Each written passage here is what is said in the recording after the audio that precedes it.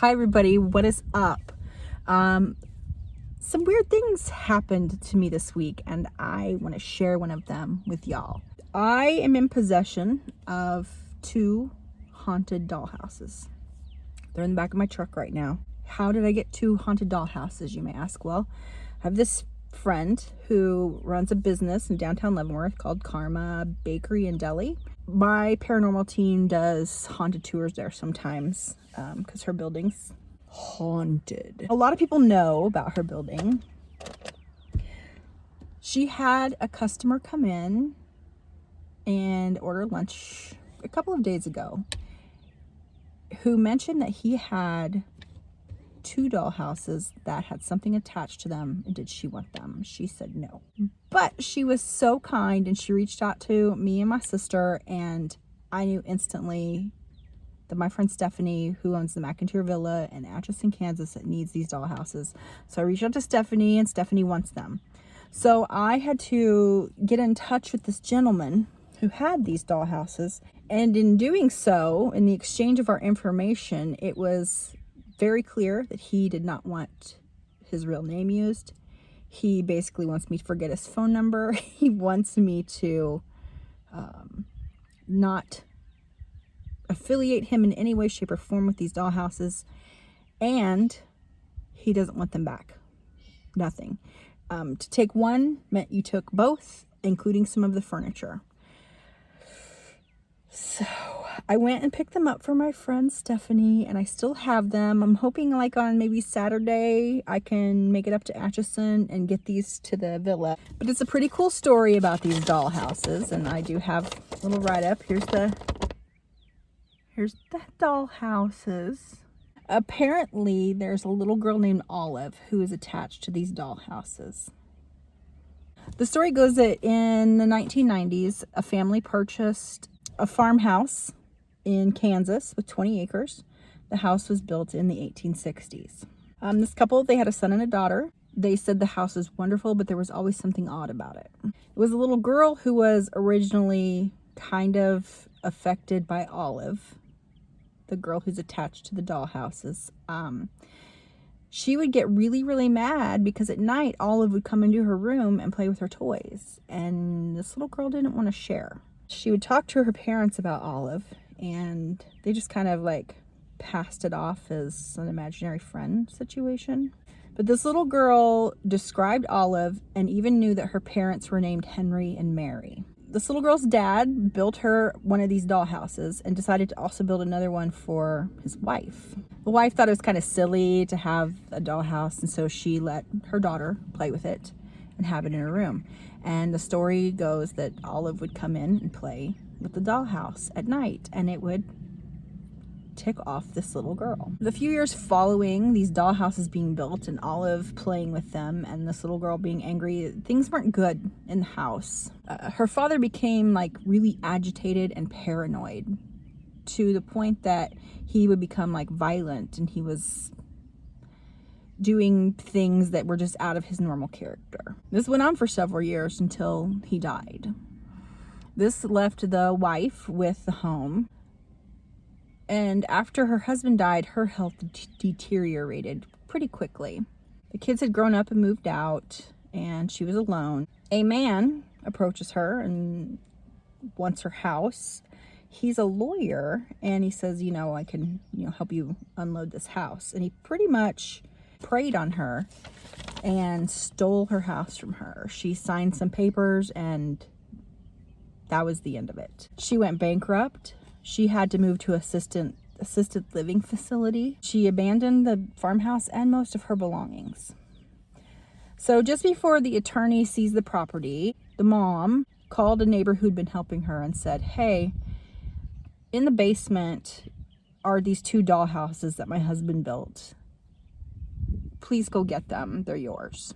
Neither one of the kids wanted the dollhouses their dad had built. So the neighbor put the dollhouses in the attic above his garage, and eventually he started to notice that when he was working in his garage, he would hear footsteps upstairs, and he thought, oh, there's just an animal. He would go up and check, and there was nothing. A couple weeks later, the same thing happened, and he went up there, nothing. But he noticed that some of the furniture in the dollhouse was different. So he took out his camera to film the dollhouses. And I'm going to read from the paper now. A small toy tray sitting on the floor of one of its miniature rooms moved to the center of the room, rocking the toy chair, and then moved under the toy bed. This, of course, was startling to the neighbor, so he called the daughter and pressed her about the dollhouses. This is when she shared with him the story of Olive and suggested that he put the dollhouses back in the old farmhouse. Unfortunately, the attorney had already taken control of the farm and posted a no trespassing sign. At this point, the neighbor had no choice but to find another home for Olive and her dollhouses. Here at the end, it says, on a side note, it is believed that the father's violent ghost now haunts the old farmhouse. Anyone who is not a family member and who lingers too long at the top of the farmhouse's steep oak staircase gets shoved. This has happened to the man who married the girl who got the dollhouses, 2 maintenance workers, and a neighbor. They'd all had been shoved or touched on the top of those stairs. This was a fact that was not shared with that POS lawyer who stole the farmhouse from the family. And I think kind of the hopes of the family is that their dad's ghost will haunt this attorney. I have not figured out where this farmhouse is, but you can trust that I am a-looking. Here's the inside of the dollhouses. Actually, they're in the back of the truck, so let's go look at them together. When the man loaded them into my truck, he pretty much said, "Do you have any questions?" And I said, "No." And he goes, "Good." And he got in his truck and he left. So here's one, and here's the furniture, and this is what I think is the little tray that must have slid under the bed. It does have lots of cute little miniature furniture, hutch, more chairs, tables, and then there's this dollhouse. Now I don't know which one was built for the little girl and which one was built for the wife, but let's pull it out and see what we got here. I'm gonna start with the brown wooden one. This stuff is so delicate. Styrofoam. Here's the inside of the first one. It smells like an old basement. So a couple of rooms in there. Very cute. And then this one that's been painted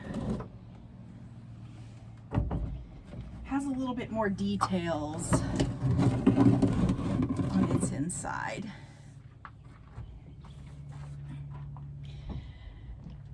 Even a attic area.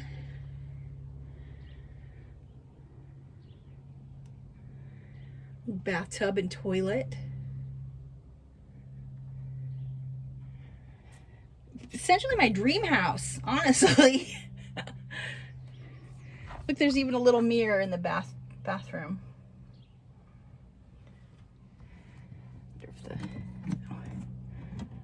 No.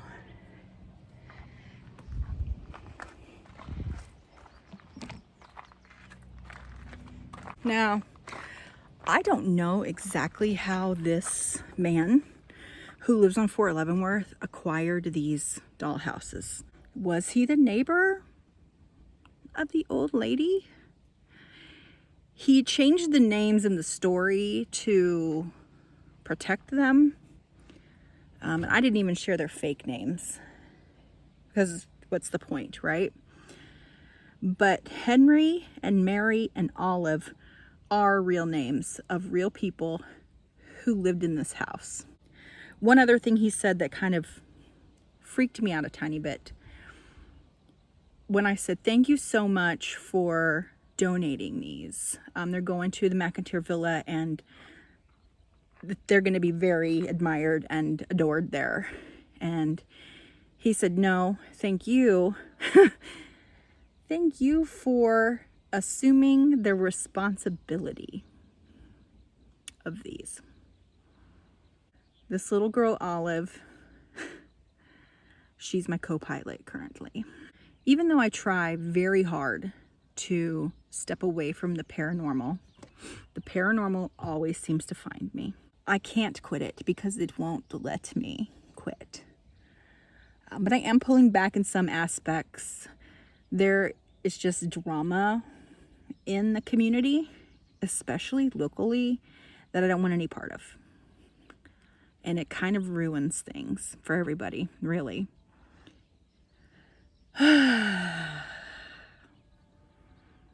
So I am taking a break, I guess, from haunted things.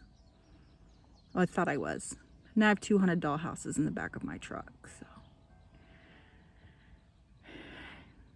I hope that, number one, you have been able to hear the church bells that have been ringing for like 20 minutes here in McCloud, Kansas. Number two, I hope that